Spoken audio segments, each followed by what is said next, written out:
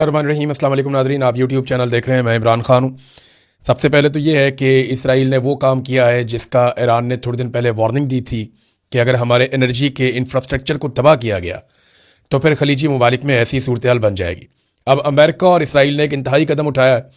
इसकी वजह और बहुत सारी चीज़ें मैं आपको बताता हूँ और रद्द-ए-अमल भी आपको बताता हूँ, लेकिन पहले ज़रा पाकिस्तान से कुछ बड़ी खबरें हैं वो आप तक मैं पहुँचा दूँ। इमरान खान साहब की बहनों की बिल्कुल मुलाकात नहीं करवाई गई। कल का दिन भी गुजर गया और बार बार उन्होंने मिलने की कोशिश की, लेकिन कई महीने गुजर गए, इमरान खान साहब की कोई खैर खबर नहीं है। इन्फॉर्मेशन सिर्फ वही बाहर आती है जो सरकार बताती है, और सरकार जो बताती है उस पर भरोसा किया नहीं जा सकता, क्योंकि मौजूदा सरकार ने इतने झूठ बोले हैं, इतने फ्रॉड किए हैं कि इन पे भरोसा मुमकिन नहीं है। इमरान खान साहब से इनकी एक लड़ाई है और इनका बुग़्ज़, नफ़रत, ये सारा और दुश्मनी आपके सामने है। ऐसी सूरत हाल में इन पे भरोसा किया ही नहीं जा सकता। जब पाकिस्तान के आर्मी चीफ की एक आदमी के साथ बराह रास्त लड़ाई है और आर्मी चीफ ज़ाती हैसियत में उस शख्स को टारगेट करे तो फिर कोई गुंजाइश रहती नहीं है। पाकिस्तान का सारा निज़ाम जो है पाकिस्तान की मिलिट्री एस्टेब्लिशमेंट के सामने मफलूज है, और ये बात पाकिस्तान में कोई ढकी छुपी नहीं है। हालात यहाँ तक पहुँच गए हैं कि इमरान खान साहब को ईद पर पहनने के लिए जो कपड़े भिजवाए गए जेल में, वो कपड़े भी वापस भिजवा दिए गए। यानी इमरान खान साहब के कपड़े भेजे गए कि ये ईद के दिनों में इमरान खान साहब पहन लेंगे, लेकिन वो कपड़े वापस भिजवा दिए गए। दुश्मन अगर मिले तो कम ज़रफ़ ना मिले। ये भी एक बड़ा अल्लाह ताला की तरफ से एक आजमाइश होती है कि ऐसा दुश्मन मिल जाए जो कम ज़रफ़ हो। यानी ईद के कपड़ों का क्या मसला था, वो तो दिए जा सकते थे, लेकिन पाकिस्तान तहरीक इंसाफ ने बताया कि इमरान खान साहब के ईद के कपड़े जो भिजवाए गए वो भी वापस भिजवा दिए गए। अब इमरान खान साहब की रिहाई कैसे होगी, बड़ा सवाल ये है, क्योंकि जो इस वक्त मिलिट्री एस्टेब्लिशमेंट ने इमरान खान साहब को जकड़ के रखा हुआ है वो तो छोड़ेंगे नहीं। सवाल ही पैदा नहीं होता, उनके सर्वाइवल का मामला है। उन्हें यह पता है कि अगर ये इमरान खान हमारे हाथ से निकल गया और इस तरह बाहर चला गया तो उसके बाद फिर हर दिन हम नीचे जाएंगे और हमारी शिकस्त का ऐलान हो जाएगा। वैसे तो ये अवाम में हार चुके हैं, लेकिन ये शिकस्त का ऐलान नहीं कर रहे। इमरान खान साहब तो डील करते नहीं, तो डील करके तो वो बाहर आएंगे नहीं। और पाकिस्तान तहरीक इंसाफ एहतजाज करती नहीं है, क्योंकि एहतजाज के बगैर फिर कोई रास्ता निकलेगा नहीं। लेकिन अब पाकिस्तान तहरीक इंसाफ ने एक एहतजाजी तहरीक खड़ी करने का इसलिए भी फैसला किया कि वो कहते हैं जी हमें दीवार के साथ लगाया जा रहा है। हमने पूरी कोशिश की है। सलमान अकरम राजा साहब बैठे हुए थे, जुनैद अकबर साहब थे, शाहिद खटक थे, बाकी अयाज साहब थे और कुछ और लोग थे। तो इन्होंने एक प्रेस कॉन्फ्रेंस की है और पार्टी की काफ़ी मुशावरत के बाद इन्होंने ये प्रेस कॉन्फ्रेंस की है। अब वो कह रहे हैं कि इमरान खान रिहाई मूवमेंट ईद के बाद हम शुरू करने जा रहे हैं। अव्वल तो ये ने बहुत पहले करना चाहिए था। जब ये मुख्तलिफ जगहों पर रैलियाँ निकाल रहे थे, मैं तभी कह रहा था कि ये ग्राउंड पर कोई काम नहीं हो रहा, ये सिर्फ एक मोमेंटम बन रहा है, अच्छे विजुअल्स बन रहे हैं, लेकिन इसका कोई ताल्लुक किसी तहरीक के साथ नहीं है। जो स्ट्रीट मूवमेंट है, वो जो इमरान खान साहब ने आज से कई महीने पहले कहा था, उसकी अलिफ बे भी अभी तक शुरू नहीं हुई, और अब ईद के बाद स्ट्रीट मूवमेंट का पहला कदम उठाया जाएगा।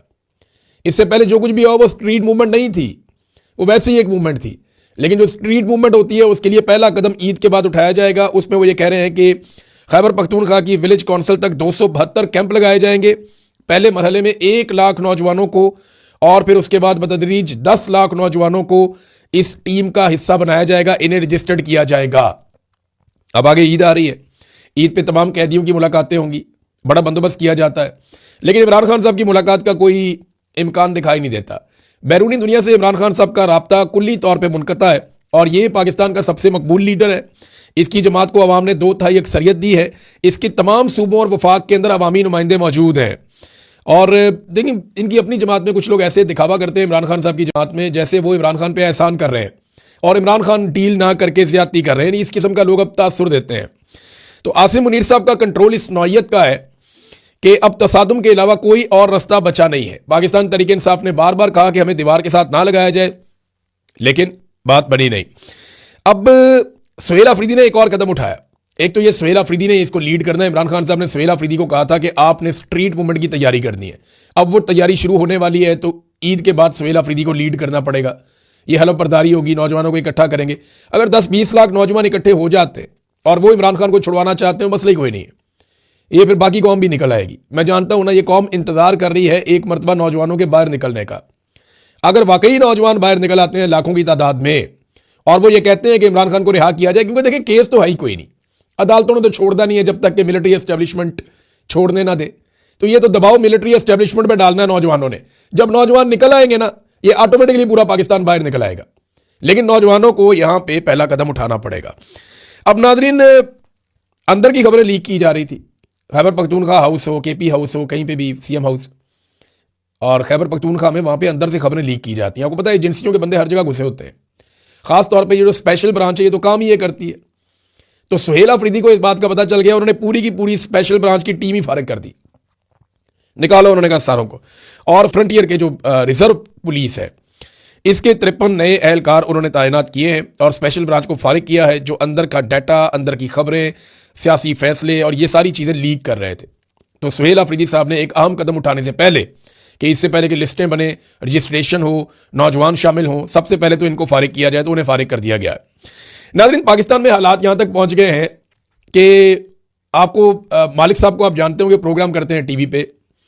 तो मालिक साहब ये वो शख्सियत हैं जिन्होंने इमरान खान साहब के सामने